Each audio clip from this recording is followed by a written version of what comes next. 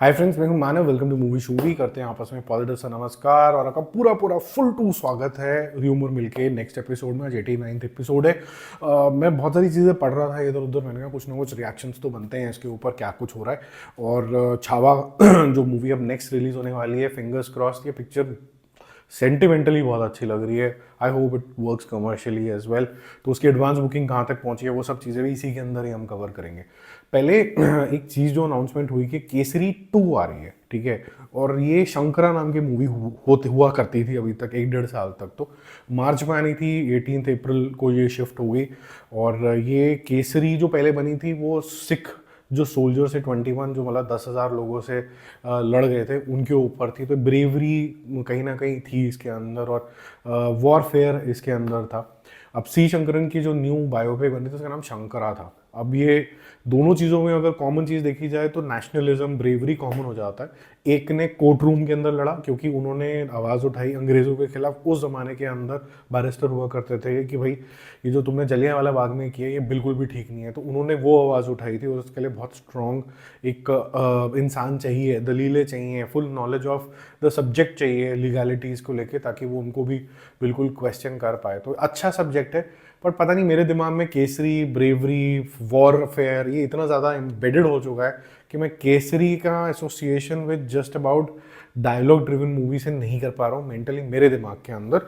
But from a nationalism perspective और bravery perspective, yes, बिल्कुल right हो सकता है केसरी इन स्पिरिट। बट वो जो केसरी का जो रंग देख लिया ना मैंने, वो केसरी रंग जो पगड़ी का रंग था, और कैसे हाथ में छाले पड़ने के बावजूद भी, अपने आप को जलाने के बावजूद भी, इतनी तलवारें लगने के बाद भी आखिरी सांस तक जो ये लड़ते रहे, वो कुछ अलग ही लेवल की इंस्पिरेशन थी यार। सेकंड नंबर पे चलते हैं। कार्तिक और धर्मा प्रोडक्शन की एक मूवी आ रही है, तू मेरी मैं तेरा। मैं तेरा तू मेरी। ये बहुत लंबा सा नाम है। जब हम रिव्यू भी करेंगे तो मेरे ख्याल से टाइटल में इतनी लेंथी नहीं होनी, अगर आगे पीछे कुछ रिव्यू, मूवी रिव्यू कुछ लिखने बैठ गए तो। इसमें अनन्या पांडे को ले लिया गया है। तो मेरे ख्याल से आज के टाइम के हिसाब से हमारे पास कोई यंग हीरोइन ऐसी नहीं है जो थोड़ी सी एक्सप्रेसिव हो, अनलेस एंड अनटिल किसी आउटसाइडर को लेके आ जाए। But amongst the available lot मेरे ख्याल से ये ठीक चॉइस है। एक यंग इंसान के साथ एक यंग चुलबुला सा कोई जना होगा तो, and she is improved also. तो जिनकी अनन्या पांडे की स्ट्रगल लग रही थी, उसने स्ट्रगल करके कुछ तो अचीव किया ही है, तो उसके लिए फुल मार्क्स मिलने चाहिए जहाँ जहाँ अप्रिसिएशन आ रहा है। और लास्ट मूवी जो उनकी कंट्रोल आई थी वो मेरे ख्याल से काफ़ी इंप्रेसिव इन्होंने उसके ऊपर काम किया था। तो मुझे लगता है ठीक है ये, unless and until they make a choice कि हमें किसी आउटसाइडर को लेना है। आउटसाइडर तो वैसे कार्तिक खुद ही हो गया, तो कितने चेंजेस करोगे। तीसरे नंबर पे चलते हैं जॉली LLB 3। ये मूवी अभी रिलीज होने वाली थी अप्रैल के आसपास, ये मूव हो गई है अगस्त 2025 के अंदर। ये मोस्ट प्रॉब्ली इंडिपेंडेंस डे के आसपास की रिलीज होगी वहाँ पर। वैसे तो 26 जनवरी इसका ज़्यादा इम्पोर्टेंट डेट हो सकता था, क्योंकि वहाँ पर आप अपने संविधान की बात करते हो और कैसे संविधान लीगैलिटीज़ आपको इक्वल राइट देता है। और यूजुअली जब प्रैक्टिस करने जाते हैं उसको, तो लीगल राइट सबके लिए समान नहीं होते, क्योंकि person who is powerful will always play with the system. तो ऐसा रहता है। तो ये लेकिन फिर भी देश के मुद्दे के हिसाब से देखा जाए तो इंडिपेंडेंस डे, सबको समानता, एक ही सिटीजनशिप अगर है, आप किसी भी रिलीजन के हो, किसी भी समुदाय के हो, तो आपको इक्वालिटी मिलती है एक फ्री कंट्री के अंदर एक्सप्रेस करने की भी। तो शायद उस वजह से इसको वहाँ मूव किया हो। तो इसका सब्जेक्ट भी शायद इसी तरीके का होगा, मैं ऐसा गैस कर रहा हूँ इसकी डेट्स को मद्देनज़र रखते हुए।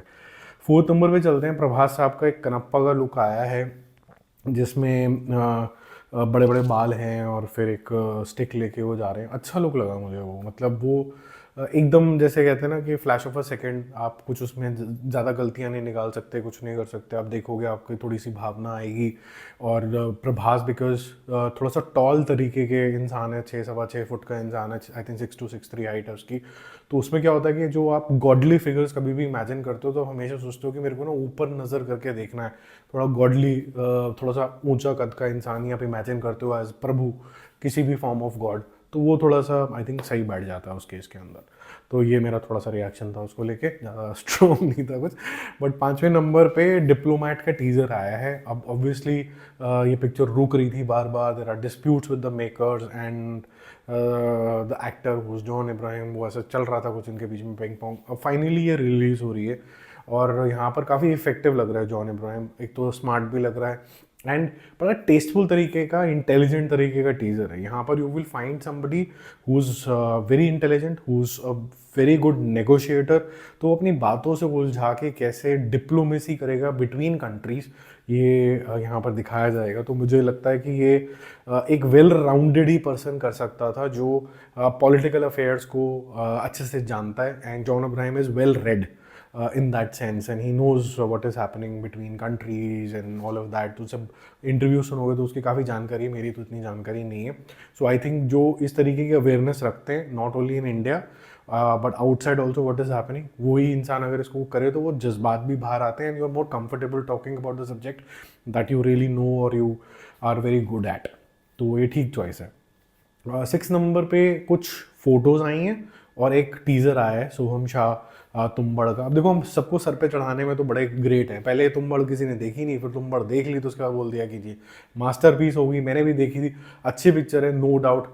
आपको होता है कि मैंने लेकिन बहुत डर सा गया, मैंने कोई ऐसा पहले चीज़ें नहीं देखी थी, ऐसा कुछ नहीं हुआ है इसके अंदर, धरती कहीं नहीं फटी थी, यहीं के यहीं थे हम चांस नहीं देते, किसी को ओवर बर्डन कर देते हैं। Why am saying what I am saying is, देखो आज की डेट में अगर आप सोहम शाह को ओवर बर्डन कर दोगे ना कि भाई तुम तो वो वाले लीग के एक्टर थे या फिर वो वाले लीग के डायरेक्टर थे या फिर उस तरीके की पिक्चरें आप बनाते हो जहाँ पर राजा मौली बैठे हैं, तो बेचारा ओवर बर्डन हो जाएगा। Let him prove himself for 1 और 2 मूवीज़ और वहाँ पर आपको लगे कि भाई ये कंसिस्टेंसी आ रही है, तब उसको फिर वहाँ पर उस गद्दी पे बिठाओ। हम बहुत जल्दी गद्दी पे रख के अगले दिन ही उतार देते हैं, ये उसके लिए नाइंसाफ़ी हो जाएगी। एक बार ही हो चुकी है जब तुम्बड़ पहले आई थी, तो I don't think that is right कि इतनी जल्दी किसी को सर पर चढ़ा देना चाहिए।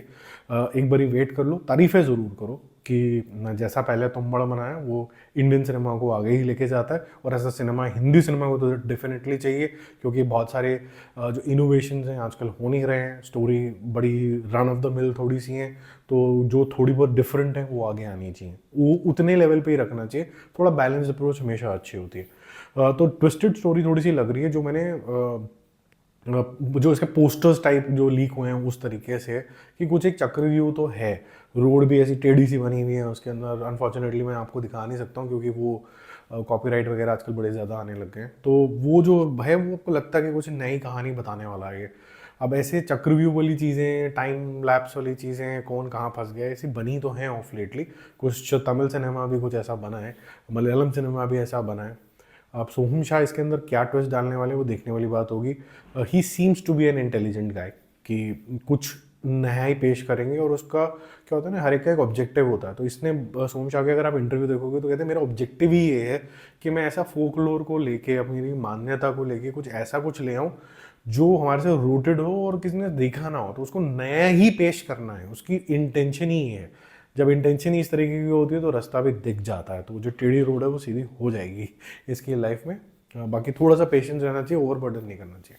7 नंबर पे मैं आपको इंकरेज करूँगा कि सलमान खान के आपने बड़े सारे टेढ़े मेढ़े इंटरव्यू देखे होंगे, लेकिन अगर आपको स्ट्रेट फॉरवर्ड अच्छा इंटरव्यू सुनना है, लाइफ के बारे में कुछ सुनना है और अच्छी सीख देखनी है, और जो आज में आप जो लोग फीडबैक देते हो एज ऑडियंसेस कि यार फुल ट्रेंड होके आओ, तो he is giving the same level of training to Arhaan Khan जो उनके नेफ्यू हैं, और भी जो उनके फ्रेंड्स हैं उसको भी, कि तुम्हारा कंपटीशन जो है, दम बिरयानी चैनल उस पर देख लेना, कि तुम्हारा जो कंपटीशन है वो जो आसपास के लोग हैं, बच्चे हैं, जो अब जैसे कार्तिक आर्यन हो गए, या फिर कोई टाइगर श्रॉफ के स्किल्स हो गए, या फिर कोई बहुत ही ज़्यादा अच्छा कबीर जो भी वो वाला था वो हो गया, शाहिद कपूर। तो ये सब लोगों को मद्देनज़र रखते हुए आपको कहीं ना कहीं अपने आप को ट्रेन करना है। अगर आप वहाँ नहीं हो तो आप लॉन्च नहीं हो सकते। तो ये बड़ा क्लियर इंडिकेटर है कि मैंने अपने आप को इसी तरीके से इम्प्रूव किया है, और उस टाइम के हिसाब से he was very relevant and still quite relevant. तो आपको भी अपने आप को इसी तरीके से प्रिपेयर करना है। अब 8 नंबर पे एक इम्पॉर्टेंट टॉपिक है जो कि है लव्यापा की नेगेटिविटी।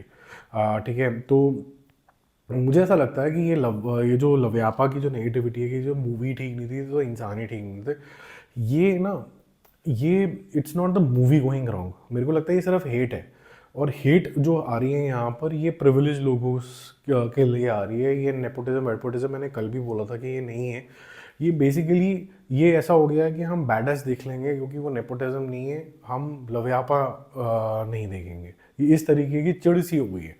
तो मेरे ख्याल से इस चिड़ को नेगेट करने के लिए सिर्फ एक ही तरीका है, ये जितने भी स्टार किड्स आ रहे हैं पहले तो उनको अपने आप को जो एग्जिस्टिंग स्टार्स हैं उनके लेवल पे लेके आना होगा। दूसरा आई थिंक ये पीआर जो है ये स्कैटर्ड तरीके का, एक का पीआर दूसरे का पीआर नहीं करना होगा, ये इंडस्ट्री लेवल का पीआर ज़रूरी है। ये ज़रूरी है ये बताना कि यहाँ पर बच्चे कैसे ट्रेन होते हैं। आपको अगर बॉलीवुड लाइव्स ऑफ वाइफ्स जो भी वो सीरियल है, अगर आपको वो दिखाना है, ये गलत है वो दिखाना। वो तो आप ग्लैमर लाइफ दिखा रहे हो, उसी से तो सब लोग चिढ़ रहे हैं कि भाई इनके पास तो सब कुछ है, इनको हम क्यों दें। आपको ये दिखाना है कि आपकी प्रिपरेशन कैसे होती है, कैसे आप घंटों घंटों डांस करते रहते हो, पसीने के अंदर होते हो, इसीलिए आप बेटर चॉइस हो किसी के लिए। और इसीलिए क्योंकि आपके फादर भी हीरो थे, आप देखना चाहते हो कि उनके बच्चे क्या करेंगे, लेकिन वो भी लायक हैं।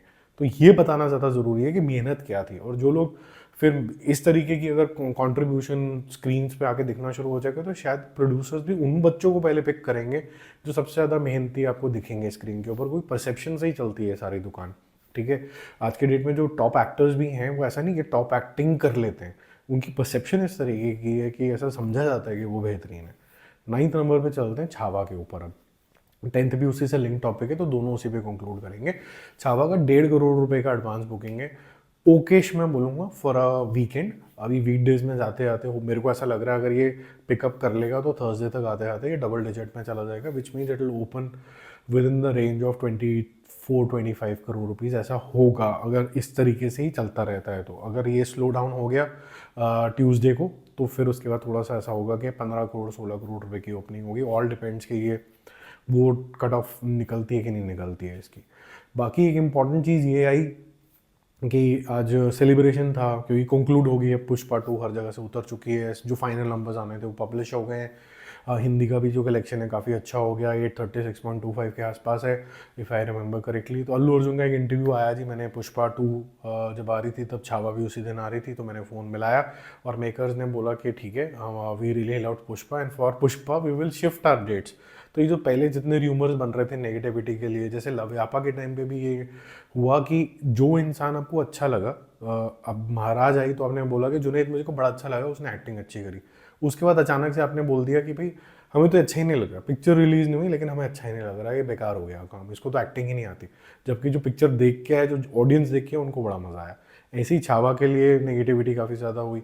तो ये जो सारी बातें ज़बरदस्ती हो जाती हैं, ये सब खेल जो होता है इंडस्ट्री लेवल पे हो जाता है, ये एक्टर लेवल होता है ना, ये सब में प्यार होता है। तो ये जो एक्टर लेवल का प्यार है वो दिखता है, कहता है कि जी मैंने कॉल किया और उन्होंने मेरी बात मान ली। और ये मैं तो बॉलीवुड एज अ शब्द से भी ज़्यादा रिलेट नहीं करता हूँ, हिंदी सिनेमा बोलना चाहता हूँ। बहुत अच्छी बात है। इसी स्पिरिट से अगर आगे जाएंगे तो हिंदी सिनेमा तेलुगु सिनेमा कल को मर्ज होके एक दिन कोई ना कोई इंडियन सिनेमा बन जाएगा और सेंसिबिलिटी विल प्रिवेल। कुछ वो चीज़ें हमसे सीखेंगे, कुछ हम उनको सिखाएंगे, कुछ वो हमें सिखाएंगे, करते कराते ये हम और तुम जो है वो वी बन जाएगा एक दिन। यही मेरे ख्याल से मूवी शूवी चैनल का तो यही एंडेवर है कि मैं अगर पुष्पा 2 बनाऊं दोबारा से, तो मैं वो जो क्रिंज पार्ट को हटा के पुष्पा 2 ऐसी क्यों ना बनाऊं जो सबको बोलें, प्राउड हो कि भाई हम सोफिस्टिकेटेड तरीके से दिखा रहे हैं।